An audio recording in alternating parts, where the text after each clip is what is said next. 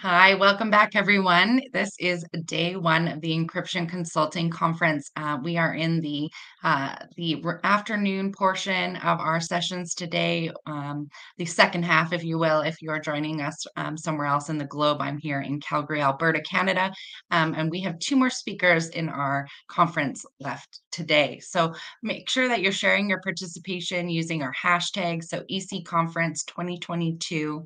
And if you haven't visited our virtual booths, please make sure you click on the Expo button on the left-hand side. Our next speaker is Jeff French, who is the Chief Information Security Officer at New American Funding. Today's Jeff's session will focus on how a data classification initiative turned into an organization-wide data protection portfolio of programs. Jeff is a visionary information technology and security leader with over 25 years of experience, primarily in the financial services and high-tech industry, specializing in IT operations, cybersecurity engineering and operations, security management, risk management, privacy and data protection, identity and access management, cloud security, network security, and endpoint security. Jeff was recruited at New American Funding in 2019 to transform IT and security, and is a member of the Executive Strategy and Strategy C-level committees. Jeff received a Master's of Business Administration from the University of Southern California Marshall School of Business and a Bachelor of Business Administration in Finance from the California State Polytechnic University, Pomona. Sorry about that. Welcome to the stage, Jeff.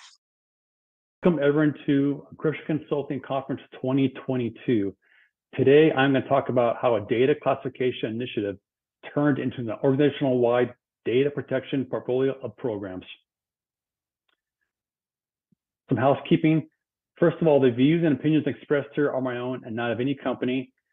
I'm not providing any compliance, legal, or regulatory advice, and any record counts or dollar amounts are for demo examples only, not actual data. My name is Jeff French. I have 25 years experience in IT and security. I have an MBA from University of Southern California. I hold certifications in CSSP, CISSM, CISA, and PMP. And the last 3 years, I've been SVP of Technology Services and the CISO at New American Funding. So what is the problem? It's all about where are the sensitive data, what are the controls, and what are the risks? So given that I'm in the financial industry, there's various laws, regulations, and standards you need to abide by.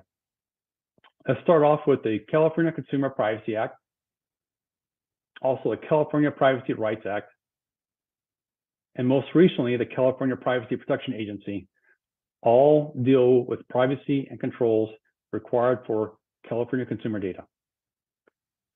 Next, we have the Federal Trade Commission and their safeguard rules. There's also the New York Department of Financial Services, and the regulation is 23 NYCR 500. Now, the three of these I will talk about in further slides in a few minutes, but I also want to touch on, there's also the Consumer Financial Protection Bureau. There are state regulators. In my case, there's 48 regulators I have to deal with annual examinations. Some standards we follow are from the Federal Financial Institutions Examination Council. Being in mortgage, most mortgages are sold to the government-sponsored enterprises. This includes Fannie Mae and Freddie Mac, and there's numerous business partners who do require security and privacy controls. First off, the FTC safeguards rule. So as you see on this diagram, there are multiple controls that are required. There's also various sub-controls under each of these. At a very high level, they require you to designate a CISO to run the security program. They also require design implementation of safeguards. You have to test and measure those safeguards. You need thorough policies and procedures. You need to oversee your service providers. You need to evaluate and adjust your program over time.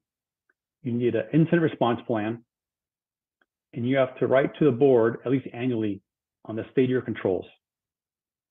Additionally, there's multiple upcoming changes starting December 9th. Now, historically, FTC has been more of a recommendations-oriented body, but lately they've been more an enforcement body. Some good examples of enforcement have to do with just recently, on October 31st, Chegg, which is an online website for students. They were required to now improve their data security, limit the data the company can collect and retain, offer their customers MFA, and lastly, allow the users to both access and delete their data. Another example of enforcement this past October 24th is Drizzly and its CEO. The order requires the company to destroy unnecessary data, otherwise known as minimization, restricts future data collection and retention, and most importantly, and the first of its time, binds the CEO to specific data set requirements, not only while he's still employed as a CEO, but if he moves on to a role at another company. Next, the California Consumer Privacy Act and the California Privacy Rights Act follows the controls outlined in the CIS 18 controls as shown on the screen. Now, I'm not going to go through all these, but at a very high level, these are the basic controls that many of us have used for many years as our foundation of our security program. The key here is really about data protection, authentication, incident response, and just have a good grasp for your inventory. But there's also additional draft proposal regulations that are pending. So we'll see what those become later on in 2023.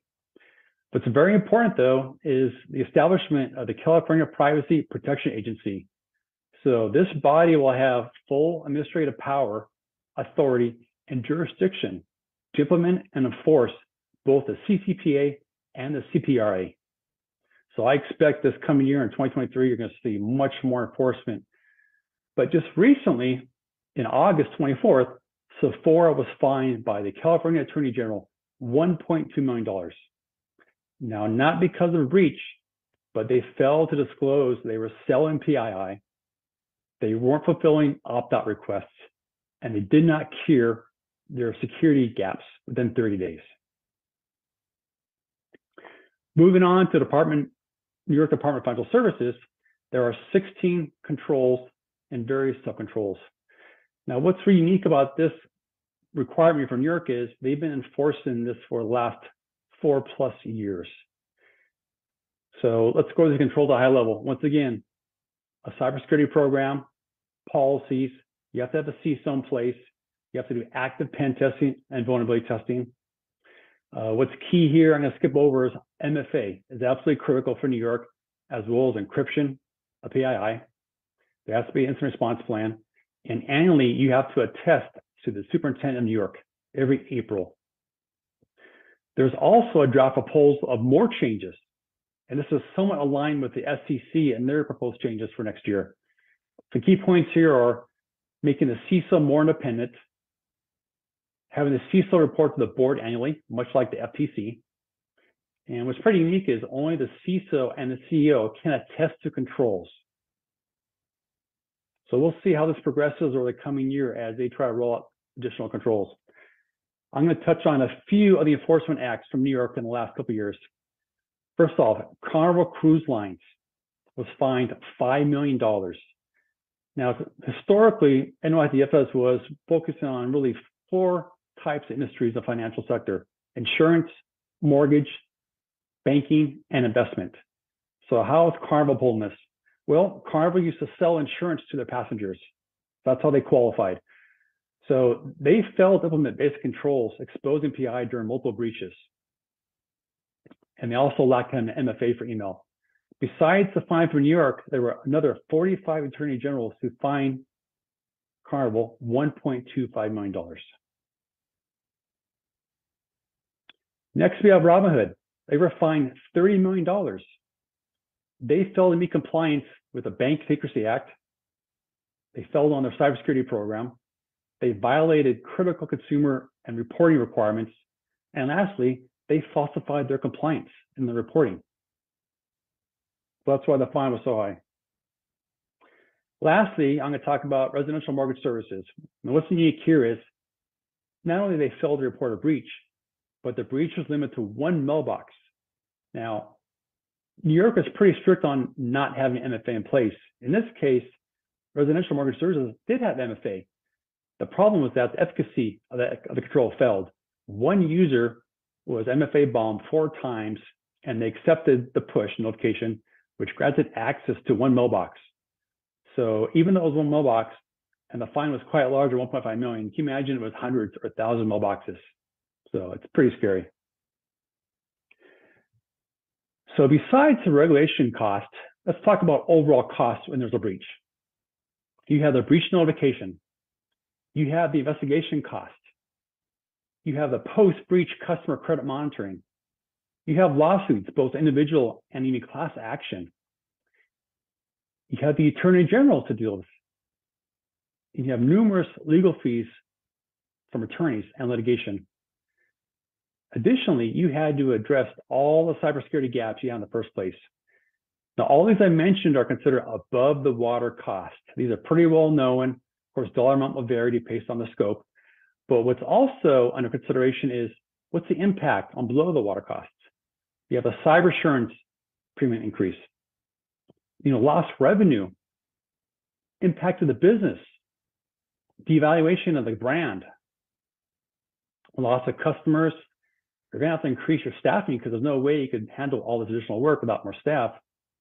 And lastly, you're going to have much more audit activity from third parties watching you.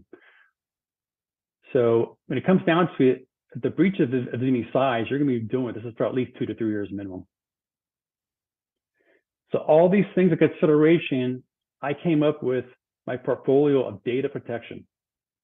And this really covers discovery, classification, retention and minimization of data, purging of data, encryption, and lastly, process reengineering.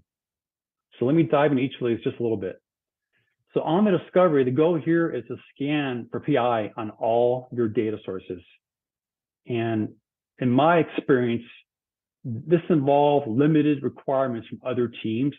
It was mostly IT security to scan the data both on-premise and cloud for various data sources.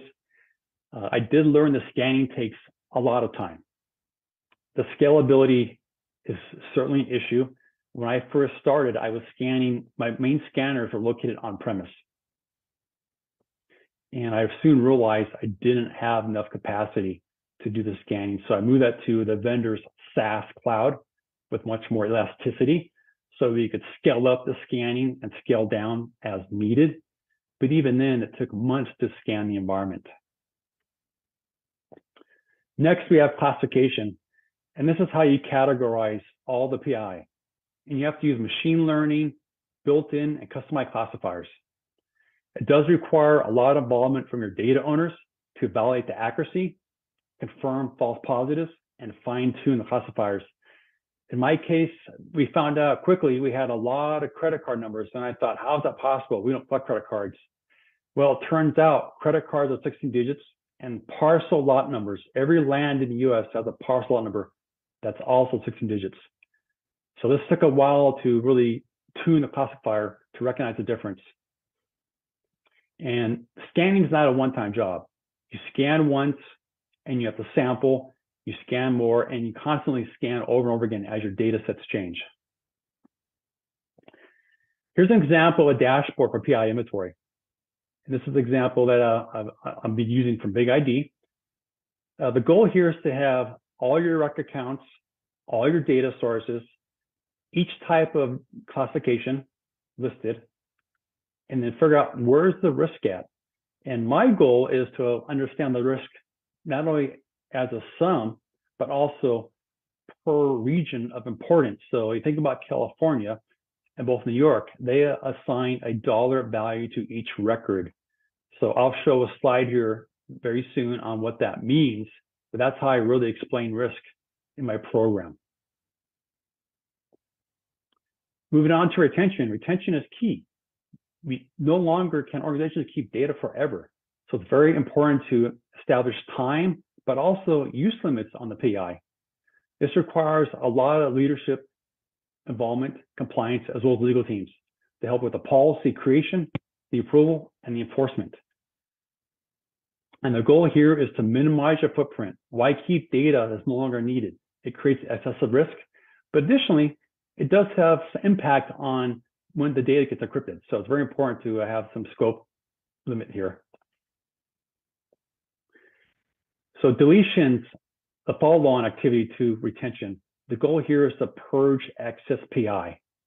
So this requires a lot of involvement from data and systems owners for execution of the purge jobs, which sometimes are automatic, other times are manual.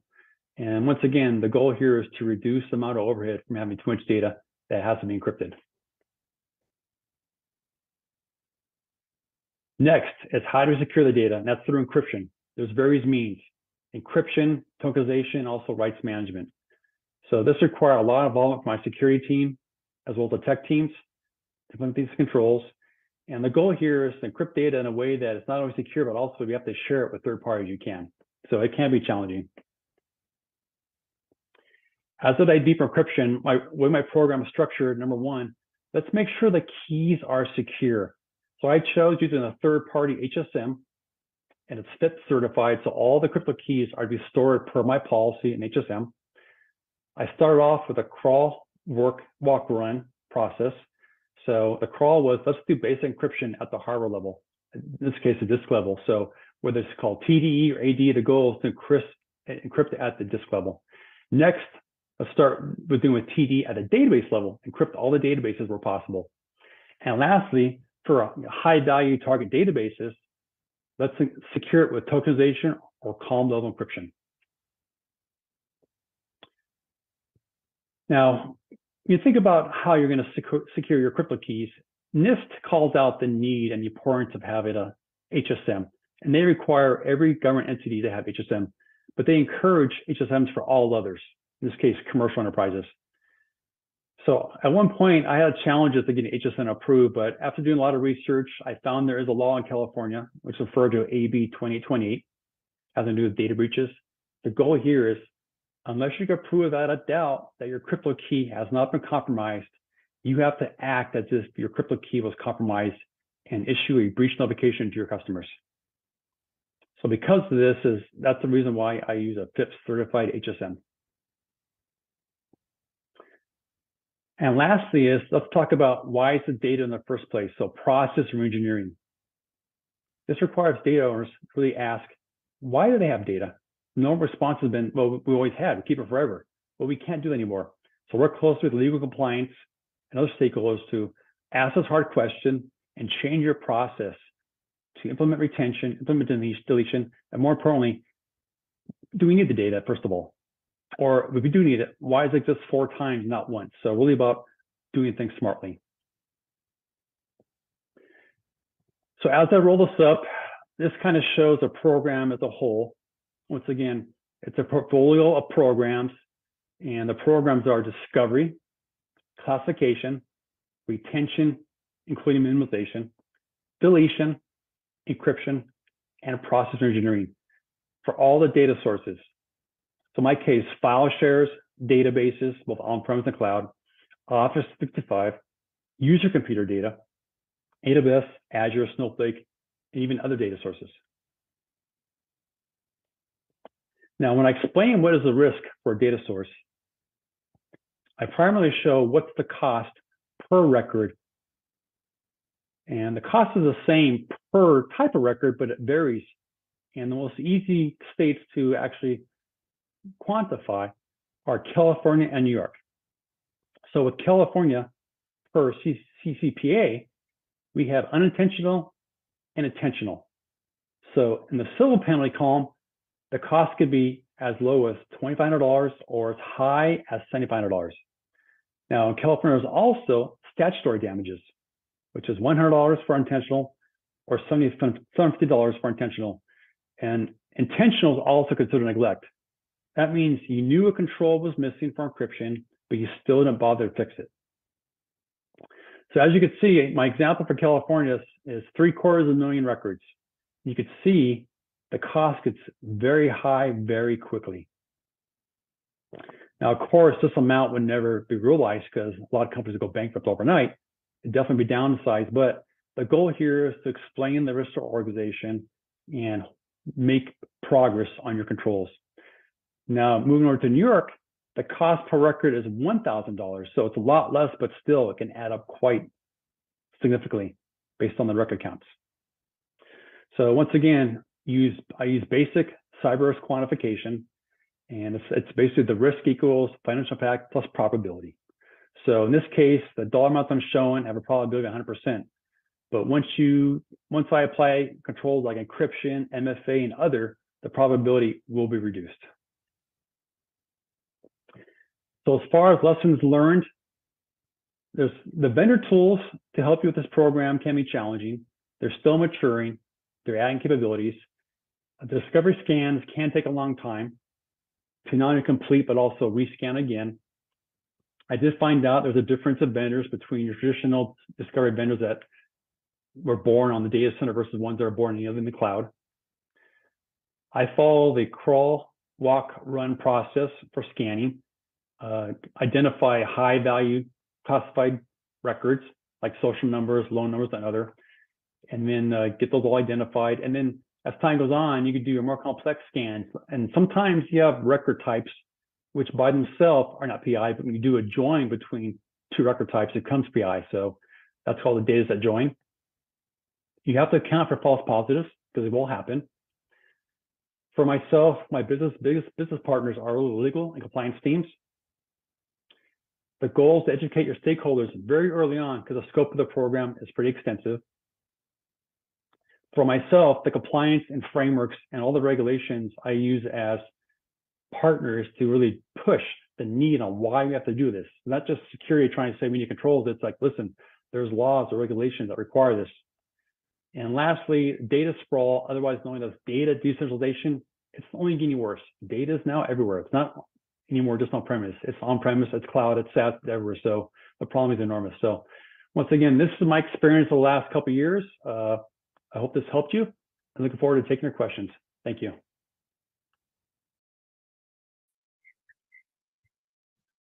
Hey, Jeff. Hi, Kayla. How are you? I'm good, thanks. Thanks for joining us on stage today. Glad to be here. Okay, I've got a big question to start this off with based on your experience. What would you change if you had to start over again?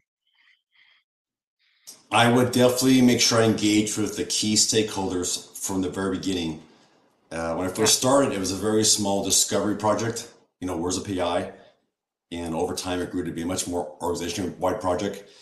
The last 6 months or so, the PMO is highly involved. It's gotten more visibility, so I would try to get it just moving faster early on.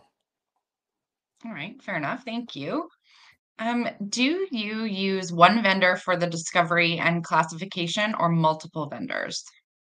Today it's multiple. I have one vendor for my endpoints. I have one for on-premise and part of the cloud. And I'm looking at additional vendors that are cloud native that will do a more efficient job of scanning the IaaS vendors such as Azure, AWS. Okay, yeah, that makes sense. How hard was it to get buy-in from stakeholders and other groups required to support this initiative? In the beginning, there wasn't a lot of interest, but it's all about raising awareness about the regulations, the fines. That's why every time I talk about the fines that are related to peers, other organizations outside the financial industry, what's happening, and that's only ramping up now. It's getting much more visibility the last 6 months than in the past. So the goal is to make sure there's quite a bit of awareness throughout the organization. Thank you, Jeff. And I have one more question here. Do the laws and regulations facilitate your program or make it harder? Definitely facilitate, because every budget I have related to security, I try to relate it to a law or regulation or a security framework on why we need it. It's not just me asking for funds for just the nefarious reason. It's because there's a reason behind it. That's the regulations, the laws, protect the data. Okay, thank you, Jeff. Those are the questions that I have from the audience. What's a key takeaway? One thing that someone should take away from this presentation, the top thing? Well, I think the key is data is the most important asset. When you think about it, you could have breaches, you could have incidents.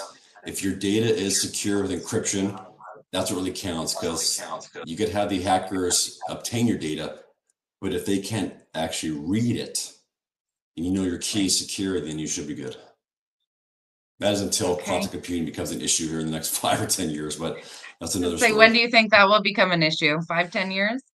I don't know, like for sure, but it's something that we're going to talk about now. So definitely in the next decade. All right. Thanks, Jeff. We really appreciate you being here live with us today.